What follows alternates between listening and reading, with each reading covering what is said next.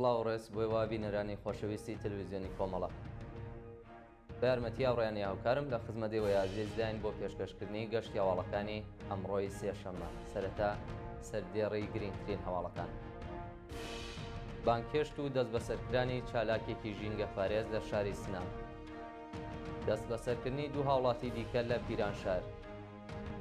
پۆلۆمکردنی ڕێستۆرانی ڕۆمانۆ لە شاری سەقز. سەپاندنی سزای زیندان بەسەر 13 سیاسەتمەداری کورد لە باکووری کوردستان.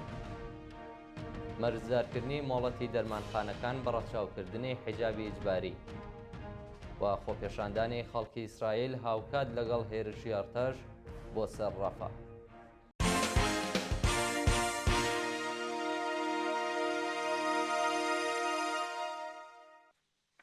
درێژەی هەواڵەکان. بانکهێشت و دەست بەسەرکردنی چالاکێکی ژینگە پارێز لە شاری سنە.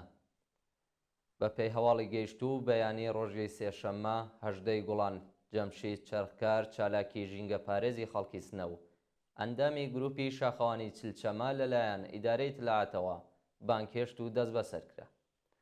بە وتەی سەرچاوەکانی هەواڵ، هۆکاری بانکران و شوێنی ڕاگیرانی جەمشید چەرخکار هێشتا ڕوو نییە و بنەماڵەکەی نیگەرانی دۆخی تەندروستی ناوبراون. جێگای ئاماژەیە کە لە ڕۆژانی ڕابردوودا چەند چالاکی سنفی، کرێکاری و ژینگە پارێزی دیکەی شاری سنە لەلایەن ئیدارەی تلعاتەوە بانکهێشت و دەست بەسەر کرابوون. یان لە دەستانی کۆڵبەرێک بە تەقەیەزەکانی ڕەژیم لە سنووری بانە. شەوی یەکشەممە 16 گوڵان 1403 کۆڵبەرێکی خەڵکی سەقز بە ناوی عەتار ڕۆستەمپور تەمەن 40 ساڵ بە تەقەیەزەکانی ڕەژیم لە سنووری هەنگەژاڵی بانە گیانی لەدەستە. جێگای ئاماژەیە کە ڕژیمی جەنایەتکاری ئیسلامی لە ماوەی 6 ڕۆژدا 3 کۆڵبەری بە تەقەی ڕاستەوخۆ کوشتووە.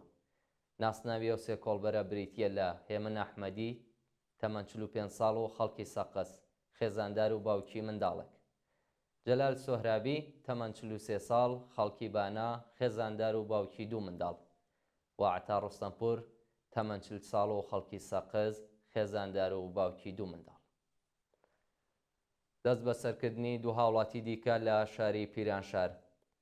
ڕۆژی دووشەممە 17 گوڵان دوو هاوڵاتی دیکەی خەڵکی پیرانشار بە ناوەکانی محەممەد سوڵتانی خەڵکی گوندی خورینج و محەممەد مرادی خەڵکی گوندی بەیکۆس لەلایەن ناوەندە منێتیەکانەوە دەست بەسەرکران.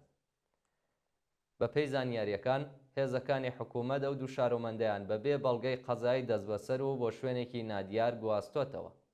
شایانی باسە کە بەیانی ڕۆژی ڕابردوو دوو شارۆمەندی دیکەی خەڵکی ئەو شارە بە ناوەکانی سومەیە قادری خوشکی بەندکراوی سیاسی موحسین قادری و حسێن بایەزیدی لەلایەن ناوەندە ئەمنیەتیەکانەوە دەست بەسەرکرابوون. پۆلۆمکردنی ڕێستۆرانی ڕۆمانۆ لە شاری سەقز. لە ڕۆژی یەکشەممە 16 گوڵان ڕێستۆرانی ڕۆمانۆ لە شاری سەقز لەلایەن ئیدارەی ئەماکنەوە بە بیانووی ڕەچاونەکردنی یاسای حیجابی ئیجباری پۆلۆم کرا.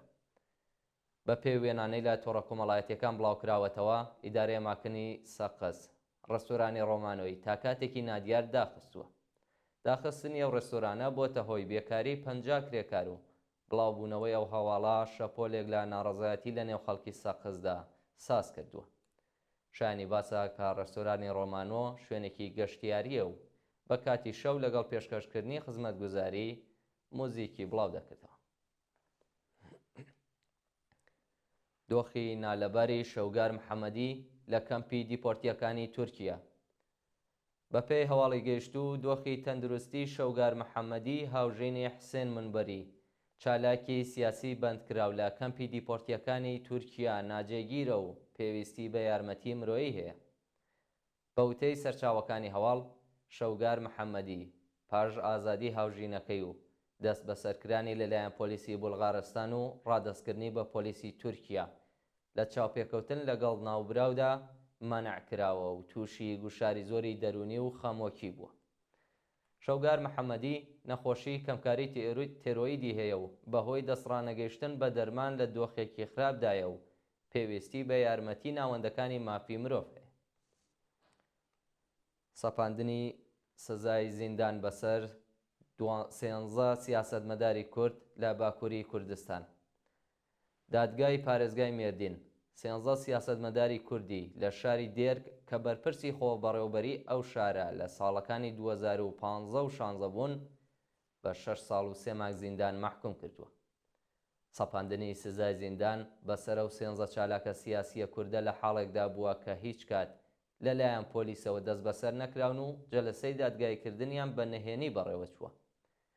پێشتر دادستانی مێردین پەروەندەی بۆ 21 چالاکی سیاسی دروست کردبوو، بەڵام 8 کەسیان بێتاوان ناسێنراون و 13 کەسیان لە سەرشایەتی چەند کەسی نادیار بە 6 ساڵ و 3 مانگ زیندان مەحکوم کراون. دووهەمین ڕۆژی مانگرتنی کامیۆنداران لە پارێزگای فارس. ڕۆژی دووشەممە 17 گوڵان کامیۆندارانی پارێزگای فارس بۆ دووهەمین ڕۆژی بەردەوام دژ بە دۆخی خراپی پیشەیی و مەعیشەتی مانیان گرت. بە پێی راپۆرتەکان کامیۆندارانی پارێزگای فارس لە ئاسکەمکردنەوەی پشکی سوتەمەنی، گرانی پارچەی یەدەکی ئۆتۆمۆبیل، کەمی نرخی کرێبار، زیادکردنی جەریمەی هاتوچۆ، کەمکردنەوەی زەرفیەتی بار و نەبوونی ئەمنیەتی پیشەیی ناڕازین و داوا دەکەن داخوازیەکانیان جێبەجێ بکرێت. پێشتر و لە پارێزگاکانی هۆرمۆزگان، سیستان و بەلوچستان، مەرکەزی، کرمان، یەزد و ئیسفەهان کامیۆنداران لە ناڕەزایەتی بە دۆخی خراپی پیشەی و مەعیشەتی مانیان گرتبوو. هێرشی مەئمورانی حکوومەت بۆ سەر کاسبکارانی ناوچەی گەچین لە بەندەر عەباس. ڕۆژی دووشەممە 17 گوڵان هێزەکانی فەراجە لە ناکاودا هێرشیان کردە سەر کاسبکارانی ناوچەی گەچین لە بەندەر عەباس و کۆگای سوتەمەنی کاسبکارانیان سووتاند. بە پێی زانیاریەکان دانیشتوانی گوندی گەچین بەهۆی نەبوونی هەلیکار ناچارن سوختبەری بکەن، بەڵام هەر جار و بە بیان و یەک هێزەکانی ڕژیم هێرش دەکەنە سەریان و سەرچاوەی داهاتیان لەناو دەبن. هەڵس و کەوتی هێزەکانی ڕژیم لە حاڵێکدایە کە سوپای پاسداران لە چەندین ئیسکلەی نهێنی و لە ڕێگەی لەنج و کەشتیەوە سوتەمەنی بە وڵاتانی دیکە قاچاق دەکات. لە سێدارەدانی دوو بەندکراو لە زیندانەکانی قۆم و کەرەج. ڕۆژانی دووشەممە و چوارشەممە 12 و 17 گوڵان دوو بەندکراو بە ناوەکانی عەلی ئەزغەر فەلاح تەمەن 35 ساڵ و کەیوان کە پاشناوی نادیارە لە زیندانەکانی قوم و قەزەڵ حەسار لە سێدارە دراون. بە پێی راپۆرتەکان ئەو دوو بەندکراوە پێشتر بە تۆمەتی کوشتنی بانقەست دەست بەسەر و بە ئیعدام مەحکوم کرابوون. لە سێدارەدانی و دوو بەندکراوە لە بێدەنگی خەبەریدا بەڕێوە چووە و هەواڵی هێشتا لە میدیاکانی دەستگای قەزایی بڵاو نەکراوەتەوە. بانکێشتی هونەرمەندێکی ژن لە میاندووە و زەوتکردنی کەلوپەلەکانی. لە ڕۆژانی ڕابردوودا هونەرمەندێکی ژنی خەڵکی میاندووە و بە ناوی ئاشقین ئیمامی لەلایەن ئیدارەی اطلاعاتەوە بانکێشت و دەست بەسەر کەلوپەلە شەخسیەکانی داگیراوە. بە پێی زانیاریەکان ئیدارەی اطلاعاتی میاندووە و سەرەتا و هونەرمەندەی بۆ ژووری 37 ئەو ناوەندە ئەمنیەتیە بانکێشت کردووە و دوجار بەبێ بەڵگەی قەزایی هێرشی کردوێتە سەرماڵەکەی و کۆمەڵێک لە کەلوپەلە شەخسیەکانی زەوت کردووە. مەرجدارکردنی مۆڵەتی دەرمانخانەکان بە ڕەچاوکردنی حیجابی ئیجباری. لە درێژەی سیاسەتی سەرکوتی کۆماری ئیسلامی، وەزارەتی بێهداشتی ڕژیم ڕایگەیاندووە کە درێژەی چالاکی دەرمانخانەکان بە لە بەرچاوگرتنی یاسای حیجابی ئیجباری مەرجدار کراوە. سەرۆکی ڕێکخراوی خۆراک و دەرمانی ڕژیم لەو بارەوە وتی کە ئەگەر دەرمانخانەیەک یاسای حیجابی ئیجباری پێشێل بکات سەرەتا هۆشداری پێدەدرێت و ئەگەر هۆشداریەکان کاریگەر نەبوو جەریمە دەکرێت. گەر تاوانەکە دووپات ببێتەوە خاوەن دەرمانخانەکە ڕادەستی دادگا دەکرێت و مۆڵەتەکەی هەڵدەوەشێنەوە. خۆپیشاندانی خەڵکی ئیسرائیل هاوکات لەگەڵ هێرشی ئەرتەش بۆ سەر ڕەفاح دوایین هەواڵ. شەوی دووشەممە 17 گوڵان شارۆمەندانی ئیسرائیلی لە چەند شاریە وڵاتە هاوکات لەگەڵ بڕیاری دەوڵەت بۆ هێرشکردنە سەر ڕەفاح ڕژانە سەر شەقام و خۆپێشاندانیان کرد.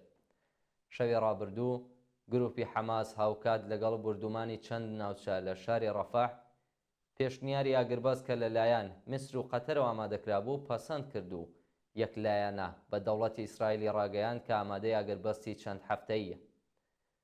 لە بەرامبەردا بەرپرسانی دەوڵەتی ئیسرائیل ڕەدیان کردەوە و هێزەکانی چوونە نێو ڕەفاح و دوو ناوچەیان داگیر کرد. هاوکات شارۆمەندانی ئیسرائیلی کە نیگەرانی تەندروستی دیلەکانی دەستی حەماس بوون دژ بە دەوڵەتی نەتانیاهۆ ڕژانە سەر شەقام و داوایان کرد ئاگربەست پەسەند بکرێت تاکو دیلەکانی دەستی حەماس گەڕێنەوە ئامێزی بنەماڵەکانیان. بینەرانی خۆشەویست گەشتی هەواڵەکانتان پێشکەشکرا کاتێکی خۆش بۆ هەموویان.